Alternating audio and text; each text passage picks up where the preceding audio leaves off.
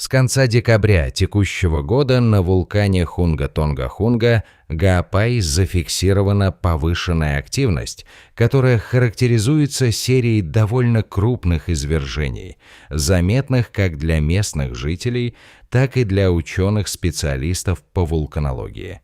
Эта активность вызвала значительный интерес среди научного сообщества, а также у жителей региона, поскольку такие события редко происходят одновременно и сопровождаются мощными выбросами пепла и лавы.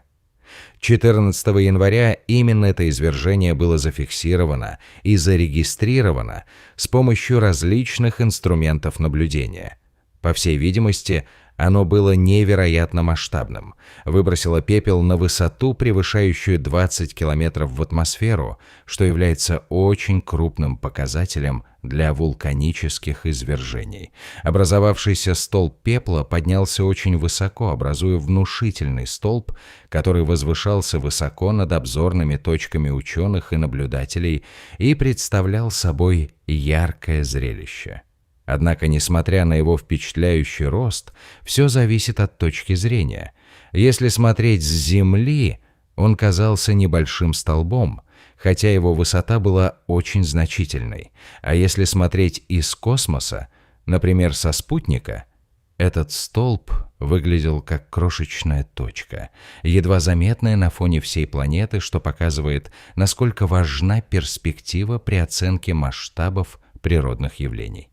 На следующий день произошло очередное значительное событие – мощное извержение, которое зафиксировано спутниками геостационарного типа ГОЭС-Вест и Химавари-8. Эти спутники предоставляют уникальную возможность наблюдать за подобными явлениями в реальном времени и регистрировать их с высокой точностью. Именно это изображение демонстрирует, возможно, самое крупное взрывообразное событие, зафиксированное за все время наблюдений. Событие, которое можно считать одним из самых мощных и масштабных в истории вулканологии.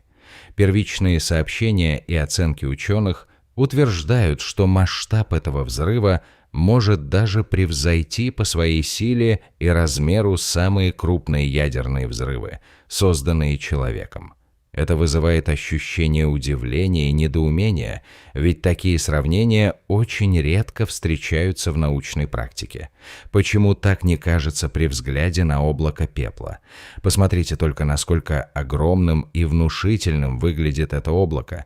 Если наложить его на карту Европы, оно заняло бы внушительную площадь, охватывая множество стран и регионов. И если представить, что оно занимает площадь, аналогичную территории Люксембурга, становится понятно, насколько масштабным было это событие. Это явление показывает, насколько мощным или разрушительным может быть вулканическая активность и как она способна оказывать влияние на глобальный климат и окружающую среду. Хотя на спутниковых изображениях облако пепла не видно из-за его плотности и высоты, зафиксировать его удалось с помощью радиоприемников, которые зарегистрировали более 200 тысяч молний внутри этого гигантского облака. Вулканическая молния – это очень интересный и загадочный феномен, который продолжает оставаться предметом активных научных исследований, поскольку точные процессы ее возникновения до сих пор неизвестны. Ученые подозревают, что положительно заряженные частицы внутри пепла возникают как в результате самого извержения, так и в результате взаимодействия пепла с атмосферой и электромагнитными полями. В результате этого взаимодействия образуются молнии, которые могут иметь важное значение для понимания внутренней динамики вулканов и процессов, происходящих в их недрах и окружающей среде. Этот феномен особенно сложен для изучения из-за высокой сложности и непредсказуемости процессов, протекающих внутри вулканических облаков, что требует развития новых методов наблюдения и моделирования. Несмотря на то, что сам остров в зоне извержения был необитаемым, вблизи расположены другие острова, где живут люди. Урон от вулканической деятельности проявляется в различных формах, от выбросов пепла и лавы до изменения ландшафта и загрязнения окружающей среды. Самой очевидной формой воздействия является облако пепла, которое покрывает не только сам вулкан и его окрестности, но и окружающие острова. Эти острова, находящиеся вблизи Тонга, были покрыты слоем пепла, и некоторые новости сообщают, что теперь их поверхности напоминают серовато-лунообразные ландшафты, покрытые тонким слоем вулканического пепла. На спутниковых снимках до и после извержения ясно видны изменения, новые слои пепла, изменение цвета поверхности и рельефа. Все это свидетельствует о масштабных геологических преобразованиях, произошедших за очень короткий промежуток времени, и о серьезных последствиях для местной экосистемы и инфраструктуры. Эти изменения требуют дальнейших научных исследований для оценки степени разрушений и разработки мер по восстановлению. Жители, хотя и были предупреждены о возможных опасностях, оставались внутри своих домов, чтобы защититься от падающего пепла. Их призывали избегать вдыхания пепла, так как его частицы могут навредить легким и дыхательной системе. Пепел осел на источниках пресной воды, загрязнив ее и сделав непригодной для использования. Место, которое раньше было насыщено зеленью и яркими красками, теперь выглядит как тусклое изображение с пониженной насыщенностью, словно его полностью обесцветили. Изначально это было очень плохо для растений, поскольку слой пепла блокировал солнечные лучи, которые необходимы для фотосинтеза. В результате этого растения могли погибнуть или замедлить рост. Однако в долгосрочной перспективе такой слой пепла может стать полезным для почвы, так как вулканический пепел содержит множество важных минералов и элементов, необходимых для питания растений и восстановления экосистемы. Вулканический пепел – природное удобрение, которое со временем способствует плодородию почвы и развитию новых растений. Тем не менее, самые тонкие частицы пепла не ограничиваются распространением по горизонтали в атмосфере. Они, без сомнения, проникли в стратосферу и могут там циркулировать очень долгое время – месяцы или даже годы. Обычно тропосфера и стратосфера разделены и взаимодействуют очень слабо, поэтому пепел, попавший в стратосферу, задерживается там на длительный срок и распространяется по всему миру, создавая глобальную атмосферную реакцию. Мельчайшие аэрозоли пепла содержат такие вещества, как серная кислота, водород-сульфид и соляная кислота. Интересно, что эти частицы могут оказывать очень слабое охлаждающее воздействие на всю планету, поскольку серная кислота отражает солнечный свет обратно в космос. В результате этого глобальный климат может немного измениться, температура понижается и средние показатели по планете немного снижаются. Однако есть и негативная сторона. Со временем эти частицы, поглощенные в атмосферных слоях, снова опустятся в нижние слои атмосферы, где попадут в дождевые капли и вызовут кислотный дождь. Опасное явление, которое может разрушать растения, разрушать инфраструктуру и оказывать отрицательное влияние на здоровье людей и животных. Следующий аспект, привлекающий особое внимание ученых и специалистов, это потрясающая ударная волна, исходящая от вулкана. Особенно впечатляющие виды этого явления хорошо фиксируются в инфракрасном диапазоне, потому что именно в этом спектре лучше видны небольшие изменения температуры атмосферы, вызванные движением ударной волны. Эта волна двигалась быстрее звука, и ее прохождение сопровождалось очень громким паккукуи и мощным звуком, который ощущался даже на значительных расстояниях. Возможно, это видео поможет зрителям понять масштабы этой волны, когда она прошла мимо острова, расположенного примерно в 65 километрах от вулкана. Честно говоря, было бы хорошо, если бы у всех не порвались барабанные перепонки. Тем не менее, есть сообщение, что взрывная ударная волна была настолько сильной, что потрясла окна жилых домов и вызвала колебания в зданиях. Эта волна, как предполагают ученые, прошла вокруг всей Земли как минимум 4 раза, что было зафиксировано метеостанциями и датчиками давления в разных странах мира. В США-то ударная волна была почти неслышной, но ее эффект можно было заметить по небольшим колебаниям давления воздуха. В то же время в Новой Зеландии, Австралии и даже на Аляске звук этого взрыва был слышен практически полностью, что свидетельствует о его колоссальной мощи и характере распространения. В целом, подводные извержения вулканов, как правило, не вызывают крупных цунами в Макакуме, однако в данном случае масштаб и внезапность извержения привели к тому, что все-таки возникло небольшое цунами. Оно причинило определенный урон прибрежным регионам Тихого океана, столкнувшимся с мощной волной. Когда стало известно о потенциальной опасности цунами, суда и корабли, находившиеся близко к берегу, были срочно отправлены в море, чтобы встретить волну и подготовиться к ее приходу. Когда цунами достигает берега, его амплитуда увеличивается, и волна становится гораздо более заметной и опасной.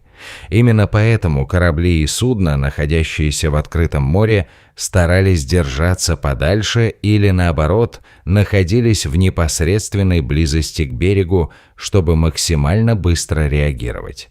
В результате, несмотря на то, что волна оказалась не очень крупной по сравнению с настоящими цунами, она все равно вызвала некоторые разрушения и опасности для прибрежных населенных пунктов и инфраструктуры, особенно в районах с низкой высотой береговой линии. Последний аспект, который я хочу подробно разобрать, это сама вулканическая островная часть, которая является очень молодым геологическим образованием. Этот остров появился всего лишь в 2014 году, и его образование связано с особой тектонической ситуацией. Он расположен прямо на границе столкновения Тихоокеанской и Индо-Австралийской плит, что делает его одним из самых активных и динамичных участков земной коры. До 2014 года этот регион представлял собой 2 в основном затопленных острова с кальдерой между ними, расположенной примерно в 150 метрах ниже уровня моря. После мощного извержения, заполнив пробел между этими островами, они слились в один единый остров. Это событие привлекло особое внимание ученых со всего мира, в том числе специалистов НАСА, которые начали изучать этот новый остров, чтобы понять, как вода и морская эрозия влияют на формирование вулканов. Исследования направлены на то, чтобы понять, есть ли сходство между эрозионными процессами этого океанического острова и древними вулканами на Марсе, которые окружены водой. В результате таких исследований ученые надеются не только понять динамику формирования островов в земных условиях, но и получить дополнительные данные о происхождении и истории вулканической активности на других планетах и лунах нашей Солнечной системы. Интересно, что изначально пепел, образовавший этот остров, был легко смываемым приближающимися волнами и морской водой, и его эрозия шла очень быстро, примерно в течение первых 6 месяцев после извержения. Однако спустя это время процесс эрозии остановился, поскольку пепел и морская вода слились и образовали более твердую и устойчивую породу, которая смогла выдержать дальнейшие воздействия стихии и времени. Этот процесс значительно укрепил новую островную структуру и увеличил ее устойчивость к последующим природным воздействиям. Если бы вулканическая активность полностью прекратилась навсегда, этот остров, скорее всего, остался бы небольшим и относительно стабильным образованием на многие годы. Однако благодаря мощному извержению 15 января произошло полное разрушение острова. То, что представляло собой единое суши в прошлом году, теперь разделено на два отдельных острова, а кальдера, которая ранее была его центральной частью, полностью исчезла под поверхностью воды. Эти изменения показывают, насколько быстро и драматично может развиваться геологическая ситуация, и как мощные природные силы способны полностью изменить ландшафт за очень короткое время. Представьте гипотетическую ситуацию, что однажды Земля полностью потеряет свои океаны и моря, и ее поверхность окажется полностью высушенной и обнаженной. В таком случае, то небольшое и крошечное сегодня островное образование, которое мы видим на поверхности, из глубины морского дна выглядело бы как величественная гора высотой около 2000 метров. Вулканические горы и массивные образования кажутся нам сейчас внушительными, но в этой гипотетической ситуации они обрели бы еще большую значимость и силу. Хоть вулканы на нашей планете вызывают уважение, мы можем быть спокойны. Подобный взрыв, подобный тому, что произошел 15 января, не сможет разрушить всю планету или привести к глобальной катастрофе. Он, безусловно, оставил бы след в истории, но масштабы разрушений были бы намного меньше. Более того, этот конкретный остров, благодаря своим уникальным особенностям и ученым, которые его изучают, продолжит оставаться предметом изучения еще многие годы, помогая нам лучше понять процессы формирования и разрушения вулканов на Земле и на других планетах в нашей Солнечной системе, в том числе и на Марсе. Зачем все это нужно нам и зачем мы должны уделять внимание таким событиям? Потому что масштабные вулканические извержения могут иметь глобальные последствия для всей планеты. Они могут влиять на климат, погоду, уровень океанов и даже на жизнь на Земле в целом. Понимание взаимодействия вулканической активности с атмосферой, океанами и земной корой позволяет нам не только предсказать возможные будущие катастрофы, но и лучше понять исторические процессы, которые формировали нашу планету на протяжении миллиардов лет. Эти знания важны для разработки систем раннего предупреждения, для понимания климатических изменений и для научных исследований о происхождении планет и их развитии. Анализируя такие события, мы можем получить ценные сведения о том, как планеты меняются со временем, и, возможно, предсказывать, как они будут изменяться в будущем. Это помогает не только в научных целях, но и в практическом управлении природными рисками и предотвращении катастроф. Дорогие друзья, если вам понравилось это видео и вы нашли информацию полезной и интересной, поставьте лайк и подпишитесь на наш канал, чтобы не пропустить новые увлекательные материалы. Оставляйте свои комментарии, делитесь мнениями и задавайте вопросы. Мы всегда рады вашему участию. Ваше мнение и активность очень важны для нас, ведь именно вы помогаете нам становиться лучше и делать контент более интересным и полезным. Не забудьте нажать на колокольчик, чтобы получать уведомления о новых видео и стать частью нашего сообщества. Благодарю вас за внимание и за то, что были с нами. Надеюсь, это видео было для вас не только познавательным, но и вдохновляющим на новые открытия. До новых встреч, до новых научных открытий и интересных объяснений.